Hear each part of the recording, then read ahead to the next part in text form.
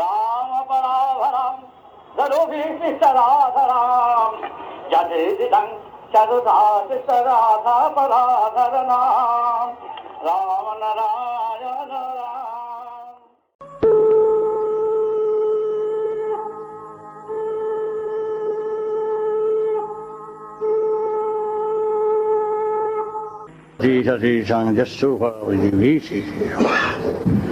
এই ফালাকাটা কয়েকবার গিয়েছি। ফালাকাটায় লক্ষাধিক লোক হয়েছিল বেশ কয়েক বছর আগে।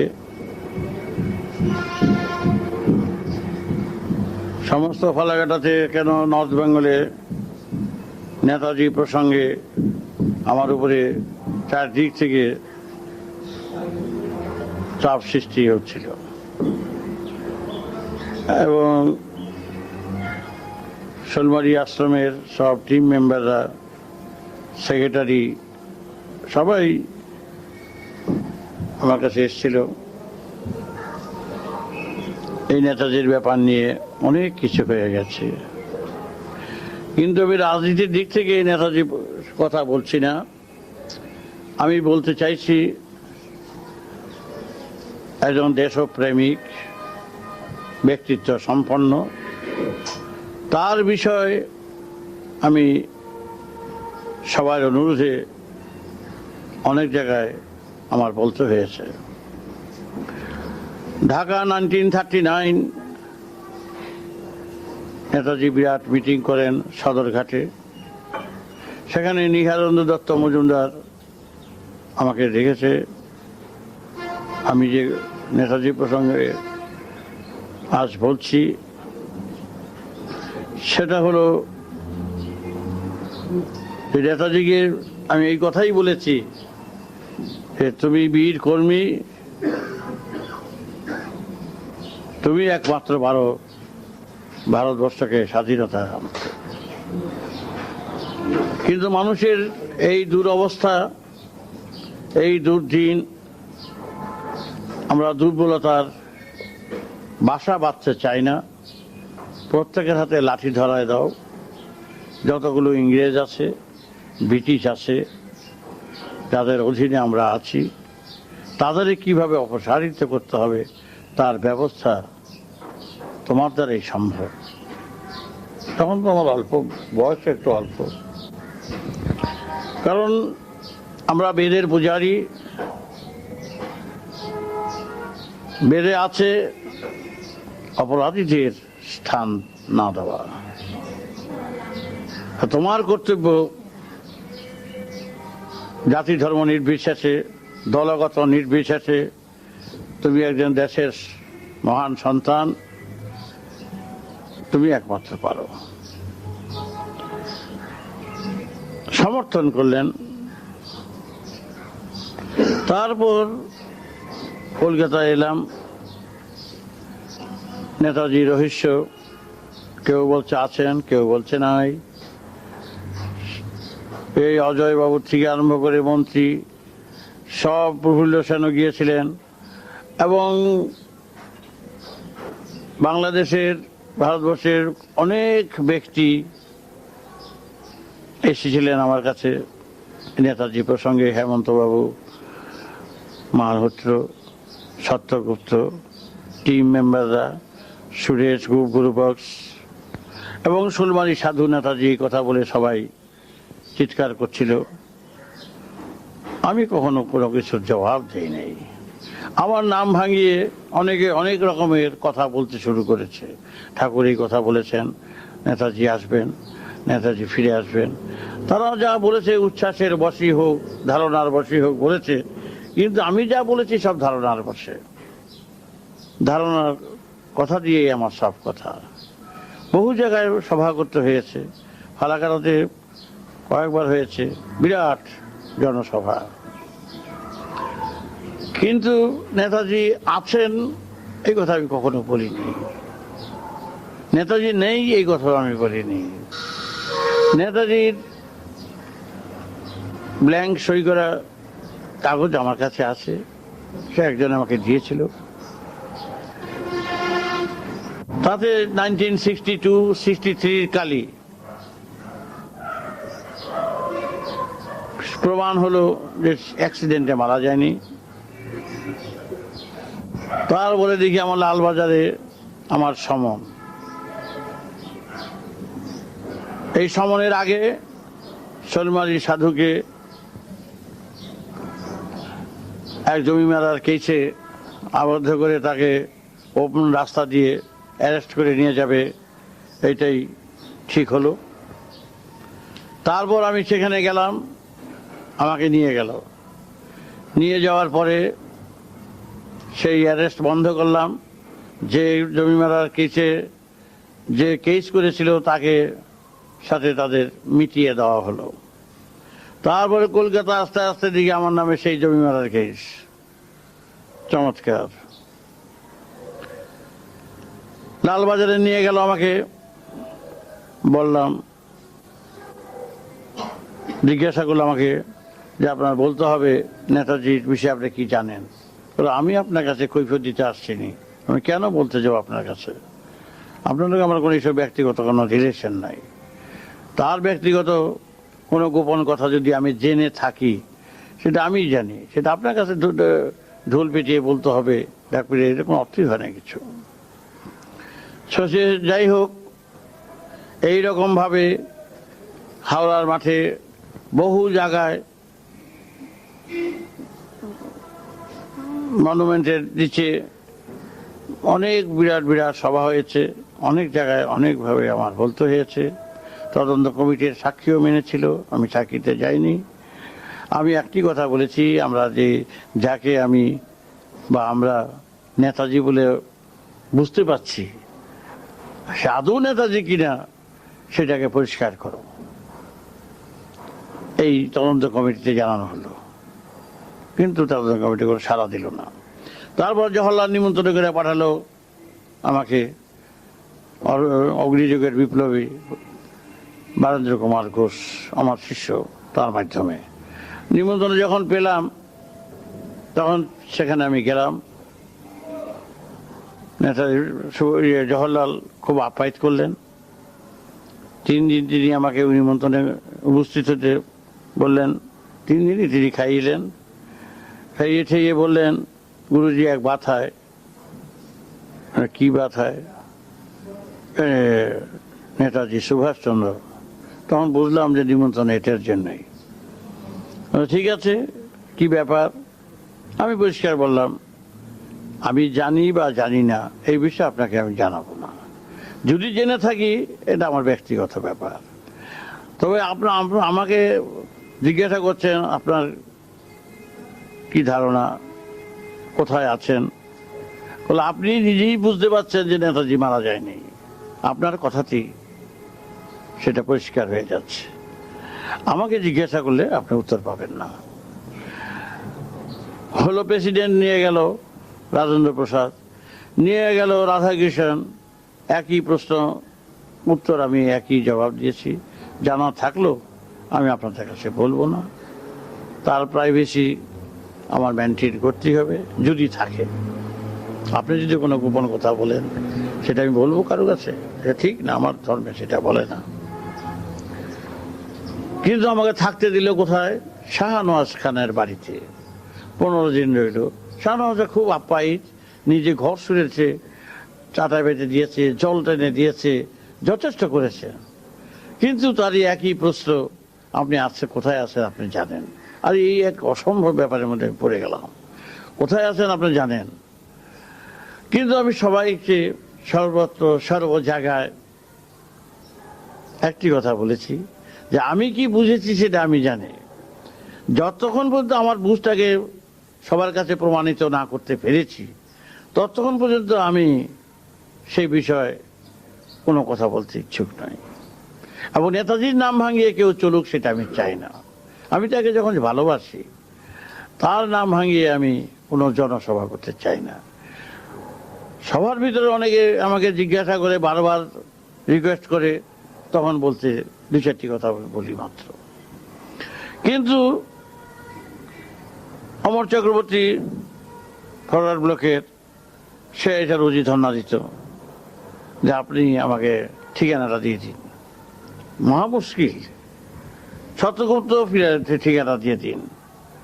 আমি বললাম যে ঠিকানা আমি বলতে পারবো না, আপনি জানেন? হ্যাঁ, যদি মনে করেন আমি যেতে থাকি তো জানি। কিন্তু আমার জানার দিক থেকে সবাইকে বলেছি, আমার ধারণার দিক থেকে আমি সবাইকে জানিয়েছি যে আমি যতটা জানি, যতটা বুঝেছি, আমার ব্যক্তিগত ধারণায় মনে হয় তিনি এখনো আছেন। যারা যারা লিখেছেন আমার সম্বন্ধে, বহু কাগজ কলমে পত্রে বেরিয়ে গেছে, মনে হয় তিনি আছেন। এই কথাটা না কইয়া, না বলে আছেনটাই সবার কাছে পৌঁছল। সুতরাং আজও সেই কথা যে মরে যায় তার সম্বন্ধে এত কিছু বলার প্রয়োজন নাই আমার। কত লোক তো মরে গেছে, তাদের সম্বন্ধে আমি কিছু বলতে চাই না। যাকে মনে করছি এখনো মারা যায়নি, মনে করছি কথাটা কিন্তু ব্যবহার করছি, মারা যায়নি, মারা যাবে একদিন, তার সম্বন্ধে আর আমার কিছু বলার না। আমার ব্যক্তিগত কথা তো আমি বলে দিয়েছি, মনে হয় আছে। তা তিনি, তার প্রশ্নই হবে, আমি যদি বলি তিনি আর আছেন, তো কেন আসছেন না, কিসের জন্য আসছেন না, কি প্রয়োজন, সেগুলো যদি আমি জেনে থাকি, যে প্রশ্ন করবে সেই প্রশ্নগুলো আমি জানি, এবং কি উত্তর দিতে হবে সেটাও আমি জানি। কিন্তু উত্তর দিতে যদি আমার মুখ বন্ধ হয়ে আসে কোনো কারণে, তার গোপনতা সম্পর্কে, নীরবতা সম্পর্কে, আমি তার বিশ্বাসঘাতকতা করতে রাজি করি। এটা হলো আমার, যদি আমি জেনে থাকি। তাই সবার কাছে একই কথা, যে তিনি দূরে আছেন, কোথায় আছেন, তাও হঠাৎ মুখ দিয়ে আমি আমার ধারণার কথা বলে দিয়েছি, এবং জায়গায় আছেন বলে মনে হয়। কিন্তু যাদের আমি পাঠিয়েছি সেই জায়গায়, ছত্রগুপ্তকে পাঠিয়েছিলাম, তার সাথে আরেক ব্যক্তিকে পাঠিয়ে দিয়েছিলাম, তার নামটা ভুলে গেছি। চোখ বেঁধে জিপ গাড়ি করে তাকে নিয়ে গেল, আমি চিঠি দিয়ে দিলাম। নিয়ে যখন একটা ঘরে নিয়ে পৌঁছে দিল ছত্রগুপ্তকে আর ওই লোকটাকে, সে বার্মা থাকতো নেতাজির সাথে, খাওয়ার পরে তার একটা মশলা দিত, নেতাজি নিতে দিত, এই নাও এই মশলাটুকু নাও। কিন্তু যখন সে সেই ঘরে গেল, পাহাড় ডিঙিয়ে, ঘরে কেউ নাই, খাবার এলো, খেয়ে নিল, বসে আছে, হঠাৎ এক ব্যক্তি এসে মশলা দিল। মশলা খেয়েছে, চিৎকার আরম্ভ করছে, আরে এই মশলাই তো আমার সুভাষচন্দ্র বোস দিত। ব্যক্তি কোথায়, এই মশলা কি করে জানলো? শুধু তাকেই দিল, ছত্রগুপ্তকে দিল না। কি করে জানলো? এ অসম্ভব কথা, নিশ্চয়ই সামনে আমাকে বলুন, আমার কথা বলুন। তখন ছত্রগুপ্ত বলতে হবে কেন, মশলা যখন হাতে এসে পড়ছে তখন আর বুঝতে বাকি নেই। সে চিৎকার করতে করতে আমার কাছে এসে উপস্থিত, বাবা আমি নেতাজির দেখে এসেছি। আমি কিভাবে দেখলি? আমি এই মনে হয় আমি দেখেছি, কিছু ফাঁক দেখেছি। আমি দেখলে ভালো করছিস, তুমি তো বলো না, আমি বলবো না। এইরকম 4-5 জনকে 4 জায়গায় এক জায়গায় পাঠিয়ে দিয়েছি, তারা বুঝে এসেছে। কিন্তু আমার কাছে এখনো ব্ল্যাঙ্ক সই করা কাগজ আছে। তাই নেতাজি প্রসঙ্গে তার চেয়ে বেশি কিছু বলার এখন প্রয়োজনীয়তা নাই। তিনি অভিজ্ঞতা সম্পন্ন ব্যক্তিত্ব, দুইটা লোককেই ভালোবাসি, সূর্য সেন আর সুভাষচন্দ্র বসু। এবং ভারতবর্ষের স্বাধীনতা তার অনেক অবদান আছে। এবং একটা লোকের জায়গায় অনেকে দেখতে পারে না, ভালোবাসে না, তার উপরে রাগ, সে কিন্তু তাকে আমি আমার ভারতের স্বাধীনতার দিক থেকে তাকে আমি ছুঁড়ে ফেলে দিতে পারছি না। হিটলার ফেলতেই পারছি না।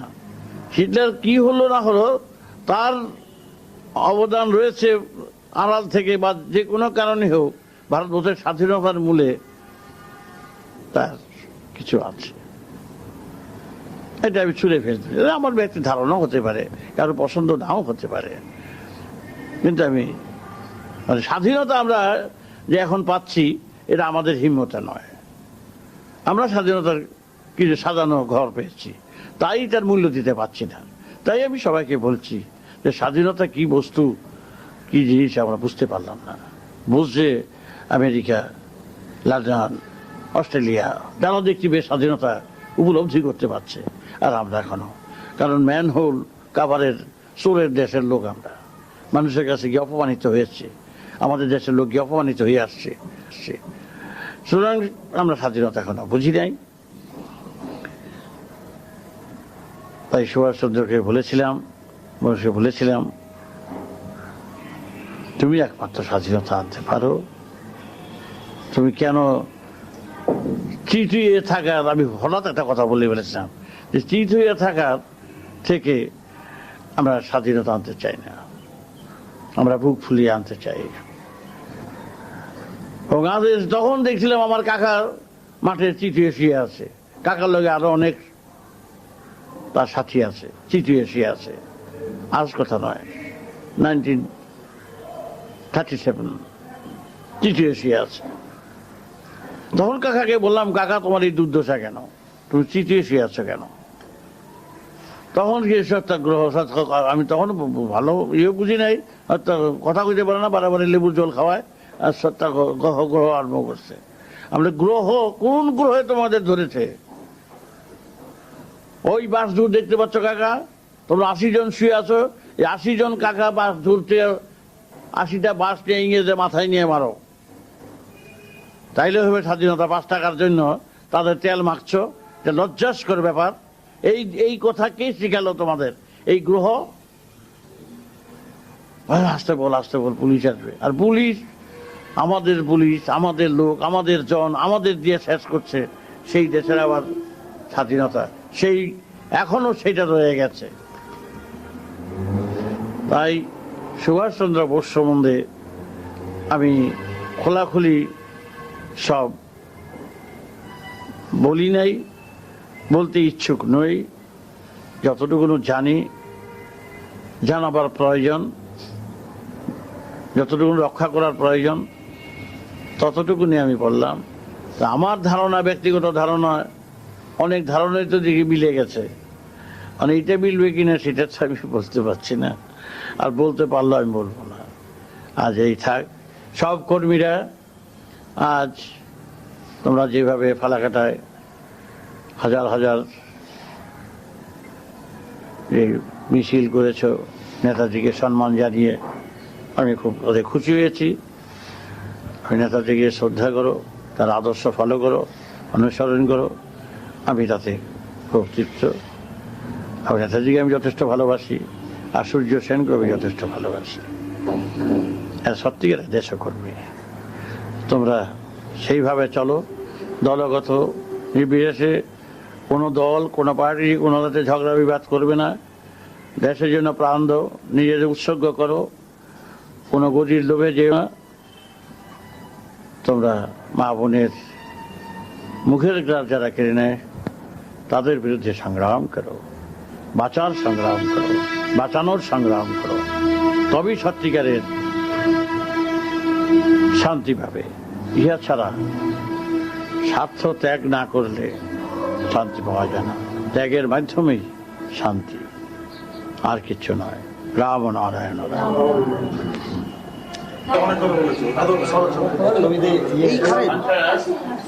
তোমাদের নাম বলে দিলে ভালো হতো।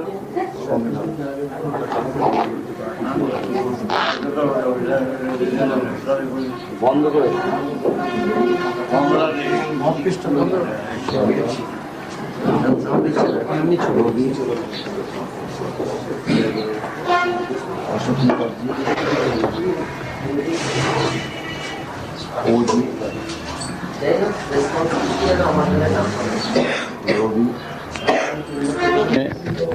তাকে শ্রদ্ধা নিবেদন করার জন্য যারা যারা এগিয়ে এসেছিলেন সেই সব কর্মীদের ভিতরে কয়েকজনের নাম বলছি মাত্র। সমীরণ, রবি, অশু, অজিত, পাণ্ডব, বিল্লি, মহাদেব, আরও অনেকে, সবাই প্রাণ ঢালা ভালোবাসা দিয়ে নেতাজির উৎসব পালন সবাই নিজেদের আত্ম উৎসর্গ করেছেন এবং তারা প্রতিজ্ঞাবদ্ধ হয়েছে যে আমরা নেতাজির আদর্শকে সবার কাছে তুলে ধরব। এবং আমি যে নেতাজি যথেষ্ট ভালোবাসি এটা সবাই ওরা জানে। এবং আমার ফটো বসাতে চেয়েছিল, আমি বললাম যে নেতাজির উৎসবে আমার কোনো ফটো রাখবে না। তাকে শ্রদ্ধা নিবেদন করো। কিন্তু দুঃখের বিষয় আজও সরকার মহলে, অনেক মহলে তার ফটো নাই। সেদিন যখন আমি গেছিলাম লালবাজারে তখন এই কথাই বললাম, যেখানে নেতাজির কোনো ফটো নাই, নেতাজির কোনো নাম গন্ধ নাই, নেতাজি কি আসামি না ফরিয়ে, তার সম্বন্ধে এত কৌতূহল কেন? এটাই হলো তো আমার দুঃখের বিষয়। আমি চেয়ারে বসতে বলছিল সেখানকার ডিসি, আমি চেয়ারে বসে মাটিতে বসেছিলাম। তাই প্রফুল্ল সেন শেরবেলা ভুল বুঝে আমার সুখের বাড়িতে গিয়ে বলে আসছে, আমি ক্ষমা চাই, আমি বুঝতে পারিনি। তাই আমি চাই আমার লক্ষ লক্ষ কোটি সন্তান, আমি বৈরাগী হয়ে থাকতে চাই না। আমি এর একটা সুরাহা হোক, কোনো পার্টি বুঝি না, দল বুঝি না, গদি বুঝি না, এইসব নিয়ে আমার মাথাপাতি নাই। অনেকে বদনাম দিয়েছেন ঠাকুর বালক বসে রাজনীতি করেন। রাজনীতি যে করবো আমি, গদি চাইলে তো রাজনীতি, তো শুধু শুধুকে রাজনীতি করতে চায় খালি। তাই রাজনীতির সাথে আমার কিছু দরকার নাই। আমি চাই আমার এই 5-6 কোটি সন্তানকে নিয়ে মাঠে নেমে এর একটা সুব্যবস্থা করতে চাই।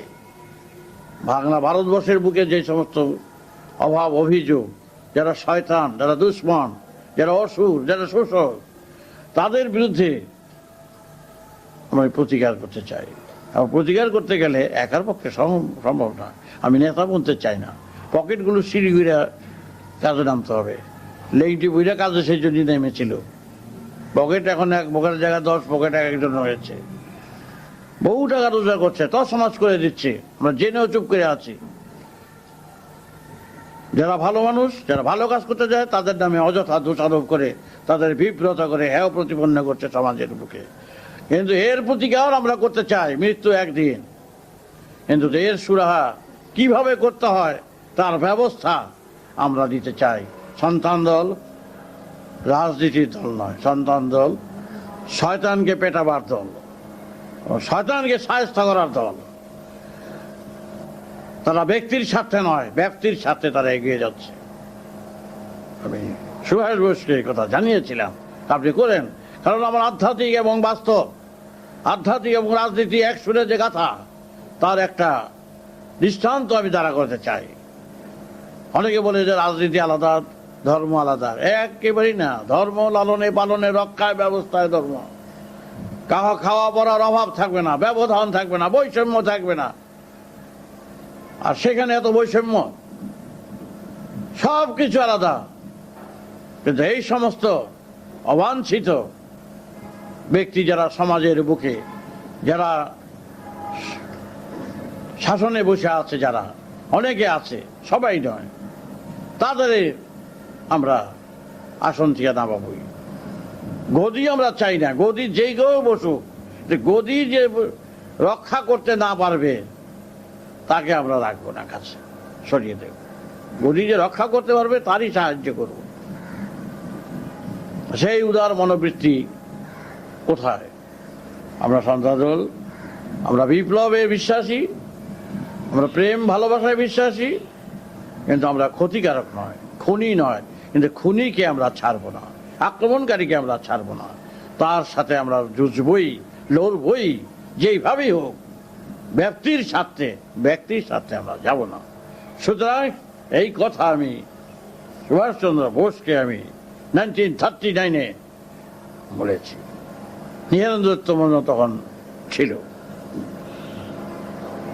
আমি, তিনি অ্যাপ্রিসিয়েট করেছেন আমার কথাবার্তা।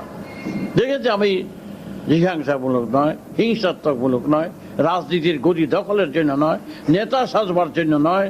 আমি নেতাও সাজতে চাই না, এখানে ভগবানও সাজতে চাই না। দুইটাই আমি পেয়ে গেছি, কোনোটাই আমার দরকার নাই। আমার কথা হলো ভারতবর্ষের শয়তানদের কিভাবে সাহায্য করতে হয়, তার পিছ দাঁতগুলি কি করে ভেঙে দিতে হয়, তার ব্যবস্থার বলে আমার সব সন্তানরা ঝাঁপিয়ে পড়বে, এটি আমি বিশ্বাস করি। আজ এই থাক, রাম নারায়ণ। রাজনীতি দখলের বাহিনী নয়, সমাজ কল্যাণের বাহিনী, দেশ সেবার বাহিনী। কিন্তু মাঝে মাঝে কিছু সংখ্যক ব্যক্তি ঢুকে নিজেদের মধ্যে বিবাদ বিচ্ছেদের সৃষ্টি করছে, তার জন্য আমি এগুলো করি নেই। এক এক জায়গায় এক একজনকে বসিয়েছি, যেমন রামকৃষ্ণ আছে, আলোচনা চক্রে বসিয়েছি, তারপর অঞ্জনকে বসিয়েছি অ্যাকশন কমিটিতে, আরও চিত্র শিকদার আছে সন্তান দলে, অচল সেন আছে সন্তান দলে, এবং বহু ব্যক্তি লক্ষ লক্ষ। কিন্তু তাদের ভিতরে এক এক স্কুলে এক একটা প্রত্যেকেই যায়, গিয়ে এক একভাবে এক একজনে কিছু কিছু সংখ্যক ব্যক্তি ভুল বুঝাবুঝির চলে যায়, দল সৃষ্টি করছে। সেগুলো আমি অনেকটা বন্ধ করে আসছি, কারণ এক এক স্কুলের এক এক কথা, এক এক রকম এক এক তত্ত্ব। আমার তত্ত্বগুলো তারা পরিবেশন করছে, আমার আদর্শ পরিবেশন করছে। কোনো জায়গায় আছে দেবতা দেখো, দেবতা চেনো, কোনো জায়গায় আছে এগুলোর এখন প্রয়োজনই নেই। যে দেবতা জানো না, যে দেবতাকে দেখোনি, যে আত্মা বোঝো না, যে আত্মাকে দেখোনি, ওগুলি নিয়ে মাথা খারাপ ঘামিয়ে লাভটা কি? এক স্কুলে যেমন আছে, আরেক জায়গায় আছে এই খোল, করতাল, কাশি, ঘন্টা, এগুলো সবগুলো এগুলো জলে ফেলে দিতে পারে একদিন। যত ফটো আছে আমার সব জলে ফেলে দিতে পারে, হতে পারে, এই আদেশ আমি করতে পারি।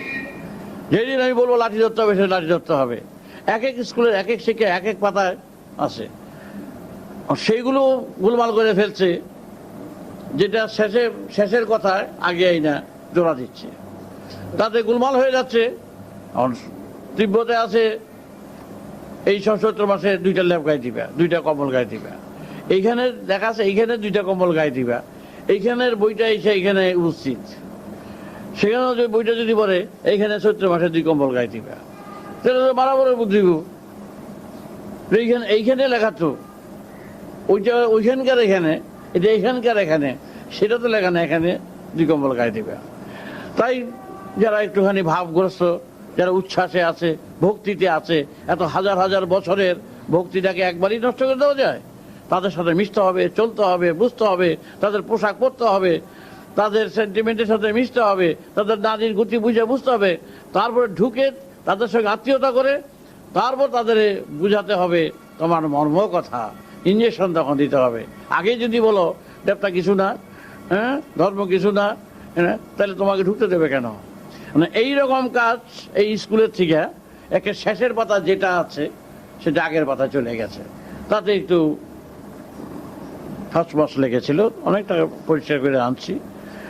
সেই জন্য অনেক লোক আমি পাঠিয়ে দিই, স্কুলে যাও, স্কুলে গিয়ে শেখো, দেখো আমার তত্ত্বগুলো রামকৃষ্ণ পরিবেশন করছে, অনিয়ম পরিবেশন করছে, এই শঙ্কর আছে, এবং সবাই তো পরিবেশন করবার অধিকার আছে। কিন্তু তোমরা কোথায়? তোমরা সেইভাবে কাজ করবে। তাই সবাই মিলে একত্র হয়ে কাজ করবে, এটাই হলো একত্র এক কথা। এর মধ্যে ভিন্ন ভিন্ন কথা, ভিন্ন ভিন্ন দল, তারপরে যদি ওয়ার্নিং দেওয়ার পরে যদি কথা না শোনো তাহলে বার করে দেওয়া হবে।